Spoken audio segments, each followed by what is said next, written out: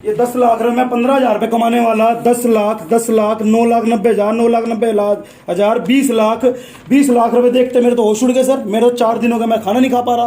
वो क्या कहते हैं, हम तो होश उड़ गए हमारे तो। कितने पैसे आए आंटी जी उसमें? 6,51,000 रुपये बता रहे। इतने पैसे आ गए तो हमने कहा हमारे पास तो 6,000 भी नहीं है, तो इतने पैसे कहाँ से आ सकते हैं। तो उसके अंदर उस टाइम पे 1,66,00,000 रुपए बैलेंस था। स्टेटमेंट के अंदर है 1,66,00,000 रुपए बैलेंस था। मेरा भाई हक्का बक्का हो गया, वो डर गया पूरा का पूरा। इतना हमें पता चला कि बहुत ज्यादा उसमें गफलत कितना ज्यादा कितना रकम थी वो उसके तो अंदर? करोड़ों के बीच में आ रहा था। 10,000 रुपये उसकी तनख्वाह, 6,51,000 कहाँ से आ गए? शाम को हम अपना चुप हो गए। एनडीए सरकार के पहले कार्यकाल के दौरान पीएम मोदी ने जन धन योजना की शुरुआत की थी।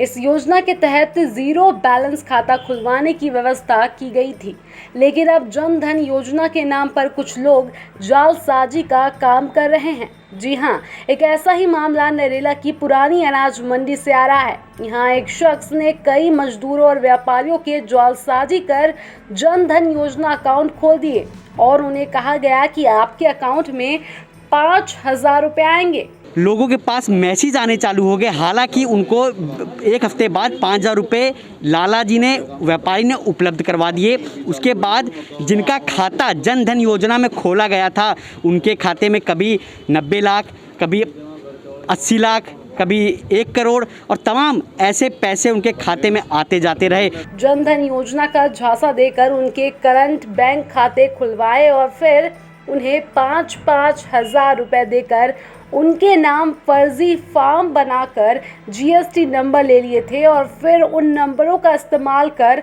लाखों रुपए का व्यापारिक लेन देन किया गया। उसके लिए उन्होंने एक बार मुझे बैंक में बुलवाया और उन्होंने ये कहा कि भी ऐसे ऐसे खाता है आपका और क्या कहते हैं आपको साइन करने पड़ेंगे। मैं साइन करने के लिए गई। फिर उससे मैंने पूछा भी ये किस चीज़ का है। उसने ये कहा जन धन की जो योजना चल रही है उसके तहत ये खाता है, 5-5 हज़ार रुपये मोदी की तरफ से आए।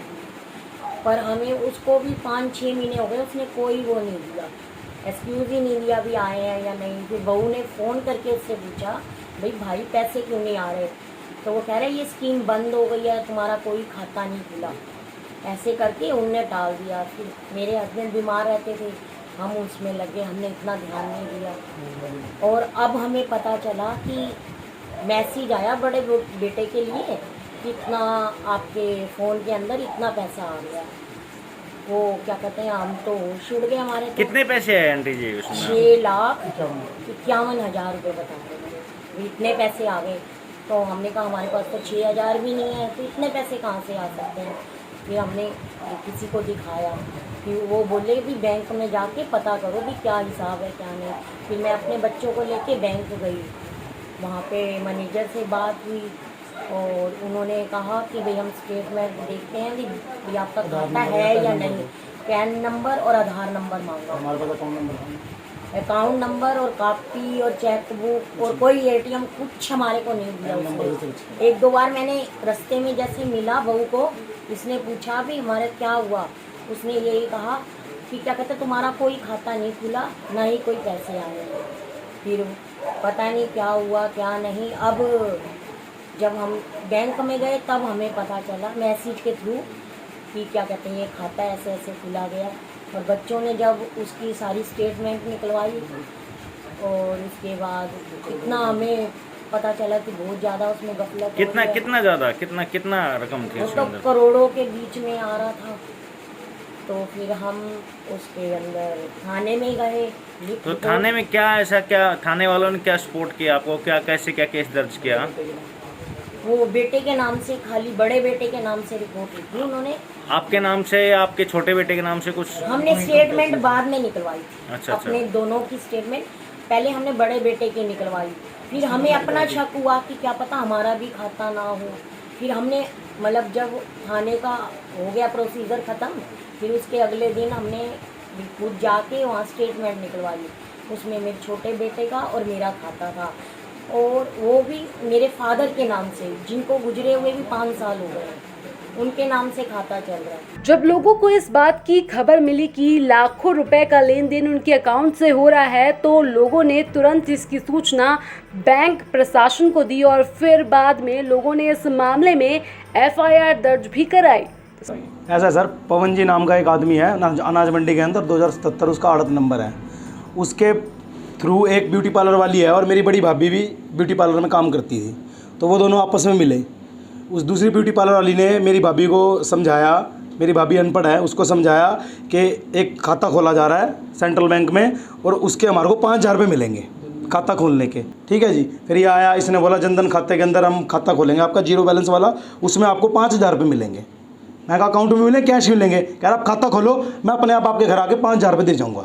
ठीक है सर। हमने उसको ID प्रूफ दे दिया, आधार कार्ड, पैन कार्ड, फ़ोटो सब कुछ दे दी। फिर उसने 10-15 दिन बाद हमारे को बैंक में बुलाया सिग्नेचर करने के लिए। सेंट्रल बैंक ऑफ, ये मंगला चौक पे सेंट्रल बैंक है, नरेला के अंदर यहाँ पे बुलाया उसने हमारे को। बैंक के अंदर वो खड़ा था, क्लर्क ने फार्म दिया, फार्म मैंने पढ़ा, सेविंग अकाउंट है, मैंने सिग्नेचर मारे अपने, इंग्लिश में जैसे सिग्नेचर मारता हूँ मैंने अपने सिग्नेचर मारे। और क्या नाम है, उनसे क्लर्क से पूछा कि सर ये जनधन खाता है? वो क्लर्क हक्का बक्का हो गया था जब मैंने उससे पूछा था उस टाइम पे, बाकायदा वो वीडियो भी वहाँ पे होगी। कह रहा है क्या बोल रहे हैं भाई पवन जी ये? तो पवन मेरे को हाथ मारते हुए कंधे पे बाहर ले आया कि सर आपका काम खत्म हो गया, आप जाओ। मैं अपने घर आ गया। ठीक है जी। उसके बाद अभी 30/5/2021 को सेविंग अकाउंट खुलवाया, उसके बाद आपको कोई कापी मेरे को कुछ नहीं, मैंने बीच में फिर उससे 10 बार पूछा कि सर कोई चेक बुक, कोई पासबुक? कह रहा इसका कुछ नहीं होता, तुम्हारे को मेरे घर आया वो 1 महीने बाद 5000 रुपये दे गया, तुम्हारे को कुछ नहीं मिलेगा, खाता तुम्हारा ऑटोमेटिकली बंद हो जाएगा, कुछ नहीं है इसके अंदर। क्या क्या डॉक्यूमेंट्स लिए गए थे? हमारे से आधार कार्ड, पैन कार्ड, 2 फोटो। के बाद जब आपको फ्रॉड का पता लगा? मेरे को फ्रॉड का 30/5/2021 को पता चला। मेरा भाई यहीं मंदिर के अंदर ही बैठा था, मेरा भाई यहाँ मंदिर का ही प्रधान है, तो यहीं बैठा हुआ था। तो उसके मोबाइल पे 6,51,000 का क्रेडिट का मैसेज आया। तो उन्होंने अपने यार दोस्तों को सबको दिखाया कि क्या चीज़ है। मेरा भाई तो पढ़ा लिखा है नहीं, अनपढ़ है वो, तो उन्होंने दिखाया क्रेडिट क्या चीज़ है, उसको तो पता नहीं डेबिट क्रेडिट क्या होता है।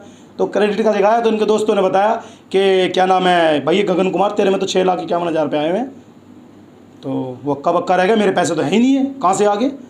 मैं 10,000 रुपये नौकरी करने ड्राइवर आदमी है, मेरा भाई ड्राइवरी करता है, 10,000 रुपये उसकी तनख्वाह, 6,51,000 कहाँ से आ गए? शाम को हम अपना चुप हो गए क्योंकि 5-4 बजे का बैंक बंद हो जाता है। हमने कहा सुबह देखेंगे। मेरा भाई और मेरी भाभी सुबह बैंक में गए मैनेजर साहब के पास, उनको वो अकाउंट नंबर दिया, मैसेज में अकाउंट नंबर आया हुआ था, अकाउंट नंबर दिया। मैनेजर साहब बोले हाँ जी बोलो जी, रामचंद्र गगन कुमार। कह रहा नहीं जी गगन कुमार, रामचंद्र तो मेरे पापा है। कह रहा नहीं सर ये आपके नाम से फर्म खुली हुई है करंट अकाउंट। तो उसके अंदर उस टाइम पे 1,66,00,000 रुपये बैलेंस था। स्टेटमेंट के अंदर है 1,66,00,000 रुपये बैलेंस था। मेरा भाई हक्का बक्का हो गया, वो डर गया पूरा का पूरा कि ना तो हमने फर्म खोली ना हमने कुछ खोला। मेरा भाई का शक सीधा पवन सिंघल के ऊपर गया क्योंकि वहीं पे जाके साइन करके आए थे, वही साइन करवा के आया था हमारे से। तो इसकी शिकायत आपने पुलिस को दी? इसकी शिकायत हमने, जैसे स्टेटमेंट हम लेके आए 31 तारीख को, 30 तारीख को तो मैसेज आया, 31 तारीख को हम स्टेटमेंट लेके आए और 31 तारीख को शाम को दोपहर को 4 बजे हम थाने पहुंच गए। हमारे वो राजेंद्र ASI सर थे, उन्होंने, हम उनसे मिले, उन्होंने हमारा बयान दर्ज करा। उन्होंने हमारे को फिर अगले दिन डायरी नंबर दिया मेरे भाई के अगेंस्ट कंप्लेंट का कि रामचंद्र गगन कुमार के नाम से फर्म खुली हुई है, उनके नाम से डायरी नंबर दिया। हम शांत बैठ गए। अगले दिन 2 तारीख को फिर मैं अपना पता करने गया। जब मेरे भाई का है तो एक बार मैं ही पता कर लूँ, क्या पता मेरे नाम से फर्म खोल रखी हो। अगले दिन मैं ब्रांच मैनेजर पर साहब के पास गया, बंसल जी के पास। बंसल जी हैं सेंट्रल बैंक में, उनको मैंने अपना क्या नाम है बोला मेरे नाम से खाता चेक करो, करंट अकाउंट तो नहीं है। वो कह रहा है सर चेक करेंगे नहीं, या तो आधार नंबर दो या पैन नंबर दो। मैंने अपना पैन नंबर दिया उनको, पैन नंबर डालते मेरे नाम से 2 अकाउंट खुल गए, एक CD अकाउंट, एक BPF अकाउंट। मैंने कहा सर परिवार में कितने लोगों के साथ ये फ्रॉड हुआ है? बच्चों को छोड़ के सबके साथ ही हुआ है सर। मेरी वाइफ का, मेरी भाभी का, मेरे भाई का, मेरी मम्मी का। अब आपको क्या डर सता रहा है कि भाई कभी ऑडिट सर मेरे को तो ये डर सिखा रहा है ना सर, मैं 10-15 हज़ार रुपये कमाने वाला सिविल डिफेंस में नौकरी करता हूँ, 4-4 5-5 महीने तनख्वाह भी नहीं आती सिविल डिफेंस की, निष्काम सेवा भी बोल देते हैं। ठीक है सर, ये दिखा दो कि मेरे बंद कर बोल एक मिनट, क्या डर सताने लगा अब आप लोगों को? सर मेरे को तो ये डर सताने लगा जब मेरे हाथ में स्टेटमेंट आई तो मैं तो हक्का बक्का रह गया। ये 10 लाख रुपये, मैं 15,000 रुपये कमाने वाला, 10 लाख, 9,90,000, 9,90,000, 20 लाख रुपए देखते मेरे तो होश उड़ गए सर। मेरे तो 4 दिनों का मैं खाना नहीं खा पा रहा, 2 छोटे बच्चे हैं सर मेरे, कहाँ से मैं अपने बच्चे पालूंगा? कल को अगर स्कूटनी में मेरा केस लग गया, इनकम टैक्स वाले मेरे घर आके बैठ गए तो मैं क्या करूंगा सर? ये देखना क्या हाल कर रखा उस बंदे ने, हमारे पूरे परिवार का नाश करके रख दिया उसने। तो अब आप लोगों की क्या मांगे हैं? सर हमारी तो सीधी मांगे हैं, ये तो पहली बात तो अकाउंट सीज होना चाहिए हमारा। अगर कल को कोई कंप्लेंट आती है, कोई दिक्कत आती है हमारे को पुलिस प्रशासन की तरफ से या पुलिस स्टेशन की तरफ से, नरेला पुलिस स्टेशन की तरफ से हमारा कुछ ऐसा पक्का सबूत मिल जाए जो कल को हमारे ऊपर अगर कोई कार्रवाई होती है तो हम उनको दिखा सके कि हमारे पास सबूत है, इसके अगेंस्ट हमने कंप्लेंट की थी। तो अभी जांच का विषय ये है कि ये जो पैसा उन तमाम लोअर मिडिल क्लास के परिवार वालों के खाते में आया था, जो मैसेज उनके पास आया था, ये पैसा कहाँ से आया था और उनके अकाउंट में क्यों डाला गया था। मेन विषय ये है, अगर वो पैसा आपका है, व्यापारी का है, तो वो पैसा व्यापारी को अपने खाते में रखना चाहिए था। अगर वो पैसा ब्लैक मनी है तो उनके खाते में गया था, या हवाला का पैसा है, या उस पैसे में ऐसा क्या राज है। नमस्कार, प्रदीप यादव के साथ संभव शुक्ला।